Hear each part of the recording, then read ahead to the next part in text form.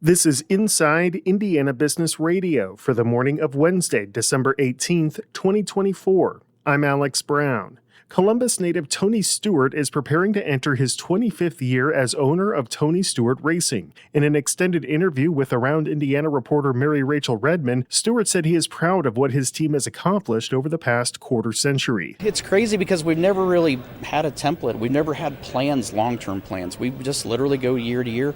It's not a situation where we go, well, we don't know if we're doing it again the following year, but we just literally focus on the year that we're on, and we don't have an end in sight. I mean, it's just fun to sit there every winter and prepare for the next season and try to figure out how you're going to win more races and how you're going to contend for more championships. You can watch the full interview at InsideIndianaBusiness.com.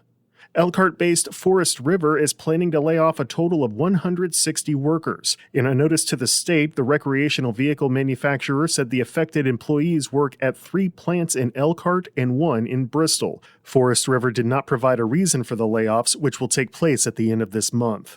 One of the ports of Indiana, Burns Harbor's longest tenants, is making a major upgrade to its operations on Lake Michigan. Tanko Terminals is building an $8.2 million expansion of its liquid tank farm at the port. Tanko handles liquid cargo products for customers in a variety of industries ranging from construction and roofing to maritime fuel. The new expansion will see Tanko add 3 storage tanks, 1 with a 42,000 barrel capacity and 2 with a 36,000 barrel capacity, as well as a new truck scale and a rail loading track. The project will also include a new office, steam boilers, a thermal fluid header, new electric motors, and other improved safety equipment and pumps. From the number one source for Indiana business news, this is Inside Indiana Business Radio. To succeed, you need to stay informed.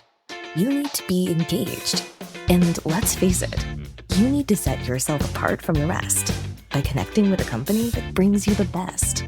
Because in today's environment, business is an ever-moving target, and we'll help you chase it. IBJ Media. The best of business is in us.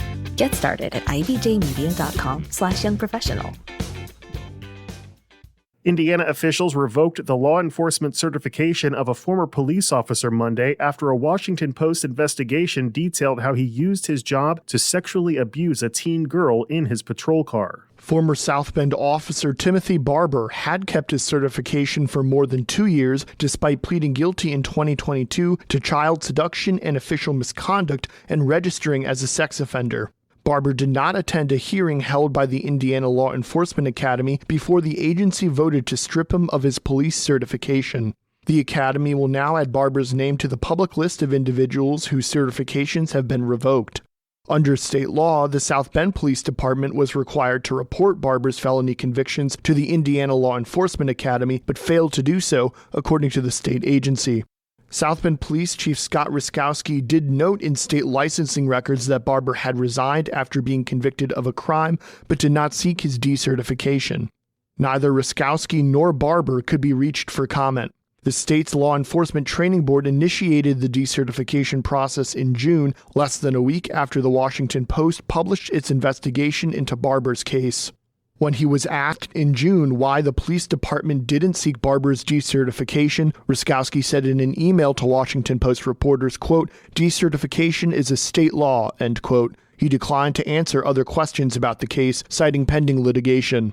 I'm Marek Mazurek for Inside Indiana Business Radio. State budget officials on Tuesday approved the Indiana Economic Development Corporation's plans to use $60 million to close on land deals and build infrastructure for a Meta data center and Eli Lilly and Company's planned medicine foundry at the LEAP Research and Innovation District in Boone County. The IEDC will use $27 million to purchase about 307 acres and pay for deposits and options for additional land west of Interstate 65 in the district, which the state projects will grow to more than 9,000 acres. The remaining $33 million will be used for infrastructure development, including water and wastewater support and roadwork at sites planned to house the two companies. The IEDC has said it will recoup the state's investment when the land is later sold to private sector tenants.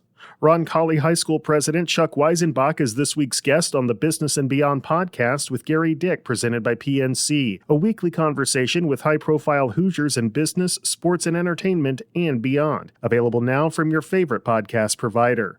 I'm Alex Brown for Inside Indiana Business Radio on Demand.